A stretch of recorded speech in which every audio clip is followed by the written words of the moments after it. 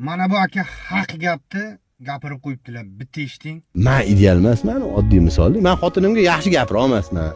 Men uni erkala olmasman, unga mehr bera olmasman.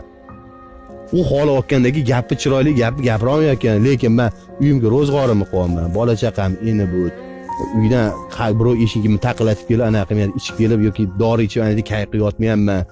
Mana shu yuvanslarni ham olib qarash kerak. Oilada bu faqat sevgi hisobga olinmaydi. Nafaqasi ham hisobga olinadi. U faqat yaxshi ko'rish bilan ish bitmaydi, okay? Haqiqiy hayotni tushuntirishmayapti. Ajrashib ket, boshqasiga tegasan. Ertaga hop ota-onangni oldiga taq etib san qaytib kelding, adang xudo ko'rsatmasin ko'chadan adang uni qizi manma qilib kelsa, adang shunaqa botsa bitta qo'li 2 kun qo'lim ivishayotdi, paket infarkt bo'lib o'lsa, adangni ko'mishsa o'sha uyga san ham sig'maysan. Onangni ko'mishsa san ham o'sha uyga sig'maysan. Keyin hayoting barbod bo'lishini o'ylagan.